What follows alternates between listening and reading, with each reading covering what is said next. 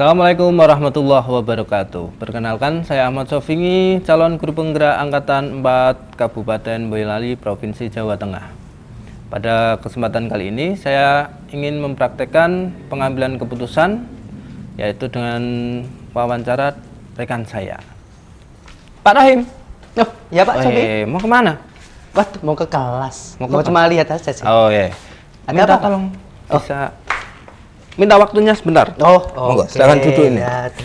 Nah, ini saya ada kasus ini Pak, harus wawancara Kasus, ini. Kasus. Jadi ini untuk memenuhi tugas saya Pak, calon guru penggerak. Ya. Ini kasusnya yaitu kasus 2 tentang Pak Dodi. Pak Dodi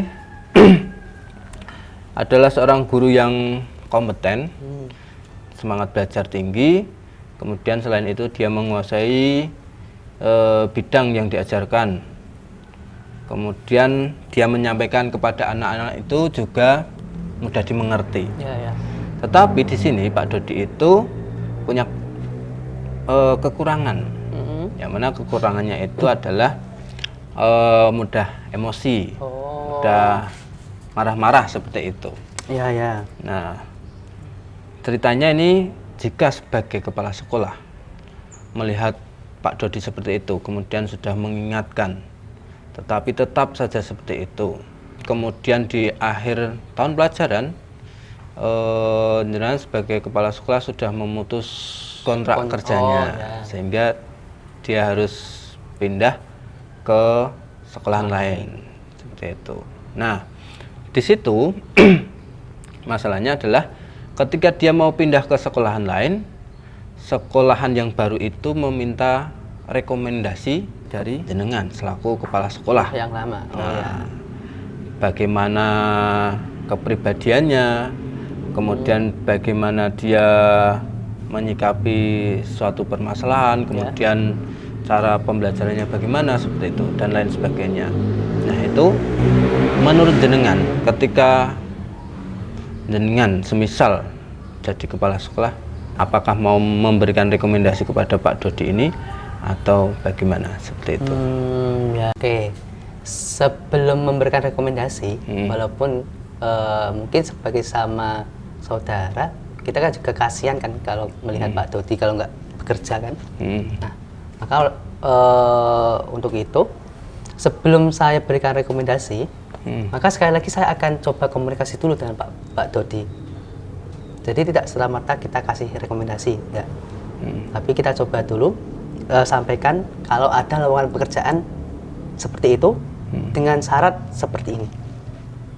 Kalau Pak Dodi mau bersungguh-sungguh memenuhi syarat itu, dan terutama adalah syarat yang perlu ditekankan adalah disikap tadi, dan Pak Dodi respon dari Pak Dodi itu baik dan ingin untuk memperbaikinya, maka akan saya coba berikan rekomendasi dengan catatan sekali lagi Pak Dodi harus bisa berubah.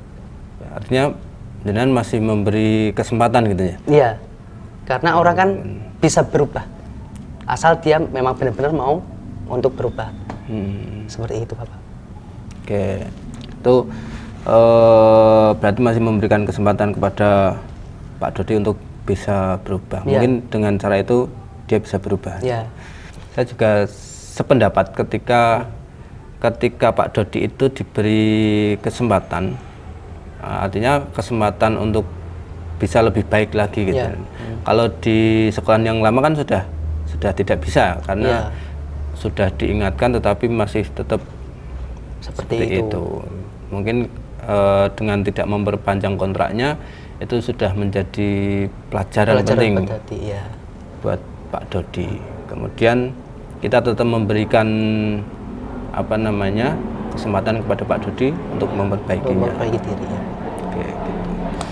Alasan tadi, prinsip yang menjadikan jenengan mengambil keputusan untuk memberikan kesempatan tadi apa? Karena belas kasih atau karena yang lain, atau mungkin jangka panjangnya atau bagaimana?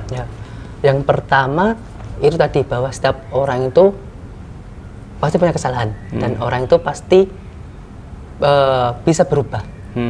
Maka karena Pak Dodi juga sudah merasakan bagaimana ketika Pak Dodi di stop pekerjaannya, artinya Pak Dodi sudah mengalami, oh ternyata kalau di stop efeknya adalah seperti ini. Semoga dari itu Pak Dodi bisa belajar, bisa memperbaiki diri. Nah, alasan itulah yang pertama agar Pak Dodi bisa memperbaiki dirinya. Baru yang kedua, baru karena pasti kasihan dengan keluarganya juga kan ya. Ya, anak istri. Ya, anak istri terutama. Kalau tidak bekerja, tidak dapat penghasilan, nah, bagaimana lagi? Harapannya sekali lagi dengan kejadian itu, Pak Dodi yang sebenarnya dia itu cakap dalam bidangnya, tapi punya kekurangan di sisi lain, nah, Pak Dodi bisa memperbaiki kekurangannya itu. Oke, bagus sekali ya. Wah, begitulah. Gitu ya. Oke, mungkin cukup Pak ya. Jadi saya tahu ini kira-kira keputusan yang diambil itu seperti apa. Ya, seperti itu. Oke, terima kasih Pak Rahim atas waktunya. Ya, sama-sama Bapak. Beraktivitas kembali. Ya, saya boleh permisi ya. Monggo, dilanjutkan. Terima kasih. Mari Pak Sofi. Monggo. Oke teman-teman, itulah tadi praktek pengambilan keputusan yang kami lakukan bersama rekan sejawat di SMP Negeri 2 Ngemplak, Kabupaten Boyolali, Provinsi Jawa Tengah. Sekian dari kami, saya Heri, wassalamualaikum warahmatullahi wabarakatuh.